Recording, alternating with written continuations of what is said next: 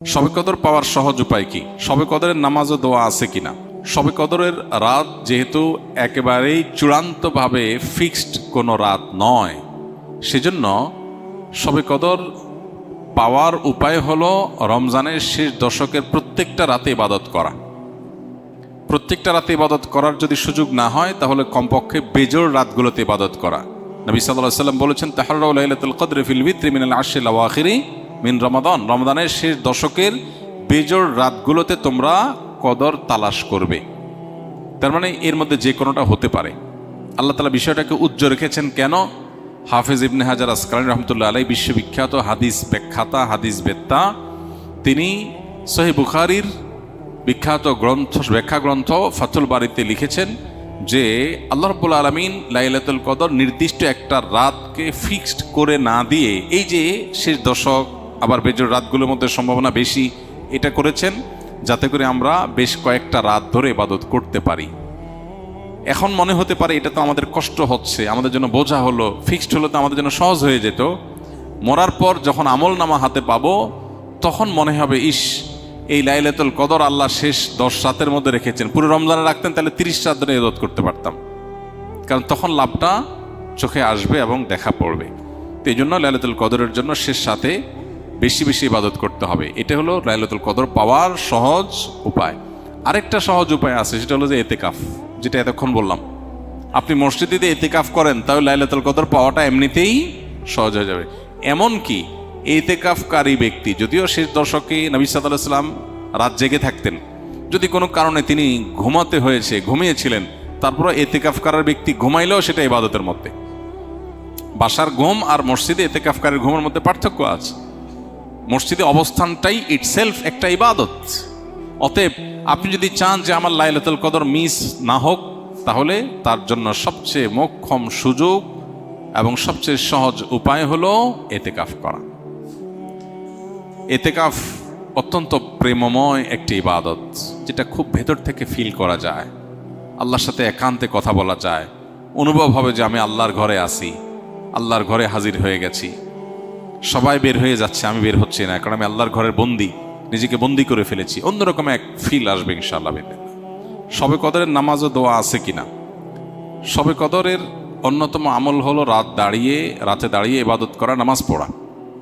এই জন্য আমরা লাইলাতুল কদরে ইনশাআল্লাহ তৌফিক অনুযায়ী 2 রাকাত করে করে লম্বা লম্বা কেরাত, লম্বা লম্বা রুকু, লম্বা লম্বা সিজদা দিয়ে খুব মনোযোগের সাথে দীর্ঘ সময় নিয়ে আমরা নামাজ আদায় করার চেষ্টা করব। এটাই হলো লাইলাতুল কদরের নামাজ। এর কোনো রাকাত সংখ্যা নাই যে এত রাকাত পড়তে হবে, যার যতটুকু তৌফিক হয়, 2 রাকাত, 4 রাকাত, 6 রাকাত, 8 রাকাত, তারাবির পরে রাতভর আমরা সে নামাজগুলো পড়তে থাকবো ইনশাআল্লাহ। নামাজের পাশাপাশি লাইলাতুল কদরে করার জন্য স্পেশাল আমল নবী করিম সাল্লাল্লাহু আলাইহি সাল্লামের পক্ষ থেকে রেকমেন্ডেড আমল একটাই আছে, সেটা হলো মা আয়েশা রাদিয়াল্লাহু তাআলা আনহা বর্ণিত হাদিসে যে দোয়ার কথা আমরা জানি, সেটা হলো আল্লাহুম্মা ইন্নাকা আফুউন তুহিব্বুল আফওয়া ফাফু আন্নি। হে আল্লাহ, আপনি ক্ষমাশীল, ক্ষমাশীলতাকে পছন্দ করেন, অতএব আমাদেরকে ক্ষমা করে দিন।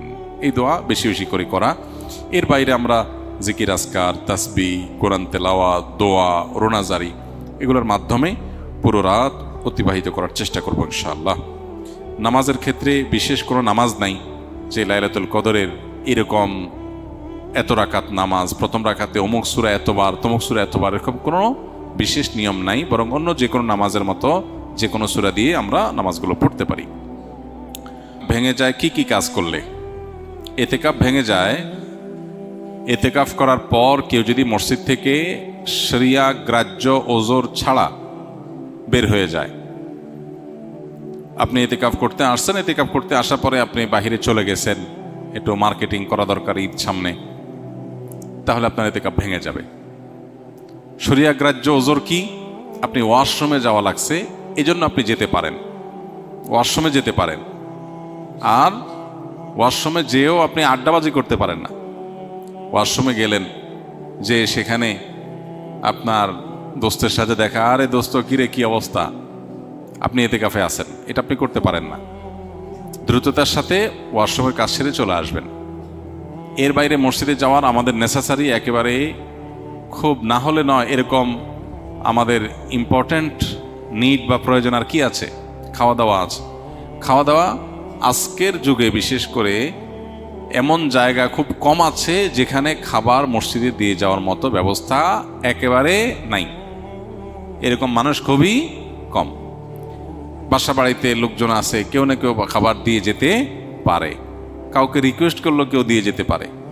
অতএব এরকম ব্যবস্থা যদি থাকে তাহলে খাবারের জন্য বাইরে যাওয়া জায়েজ নাই।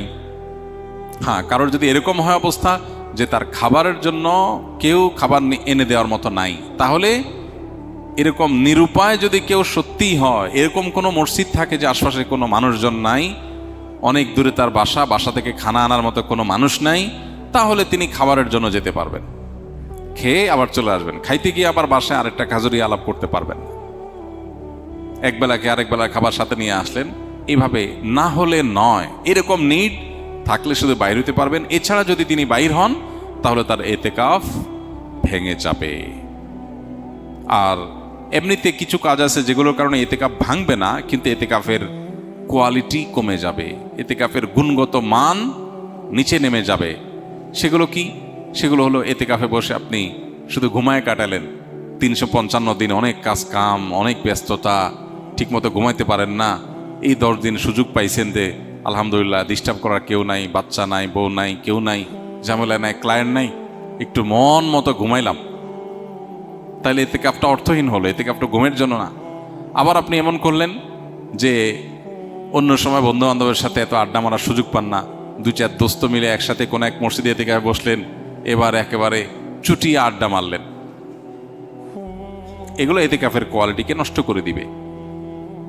আর যদি আপনি ভারসাম্যের সাথে একান্ত প্রয়োজনীয় আলাপ করলেন আর বাকি সময় হয়তো মগ্ন থাকলেন, সেটা অর্থবহ এতেকাফ হবে। আল্লাহ আমাদেরকে ভালো করে এতেকাফ করার তৌফিক নসিব করুন। এতেকাফের ক্ষেত্রে আমাদের মধ্যে যে ভুল ধারণা আছে সেটা দূর করতে হবে, প্রান্তিকতা যেটা আছে সেটা দূর করতে হবে। আমি আমার ছাত্র জীবনে একবার এতেকাফে বসছিলাম, মনে আছে, বহু বছর আগে। তো যেখানে এতেকাফে বসেছি আমার সাথে এক বৃদ্ধ মানুষ বসছিলেন এতেকাফে। তো শীতের সময় ছিল তখন, রমজান, অনেক শীত, মসজিদে একটু ঠান্ডা বেশি। আমি হঠাৎ করে দেখি যে মুরব্বি নাই। তো দেখলাম মুরব্বি কই গেল, ওয়াশরুমে গেলে তো এত সময় লাগার কথা না। পরে তাকায় দেখি যে মসজিদের সামনে বাইরে ঘাস বিছানো মাঠ, উনি ওখানে রোদ পোহাইতেছেন। পরে বললাম, মসজিদে বললাম, চাচা এতেকাফ অবস্থায় তো রোদ পোহাতে বাইরে যাওয়া যাবে না। তো উনি খুব জোরে ধমক দিলেন। আমি ছোট ছিলাম, মাদ্রাসায় পড়ি তখন। বলছে, হ্যাঁ তোমার মাথা, এতেকাফ ভাঙা এত সোজা মিয়া? আমি কি কারোর সাথে কথা বলতেছি? আমি রোদ পোহাইতেছি। তো এরকম ধারণা আমাদের সমাজে অনেকের মধ্যে আছে। আরেকজনকে আমি দেখছি, আমার মসজিদে উনি এতেকাফ করতে আসছেন, পরে হঠাৎ দেখি নাই, অনেকক্ষণ পরে আসছে। কেউ কই আসেন? বলে আমি ধান রোদ দিতে গেছিলাম, ধান শুকাইতে গেছি।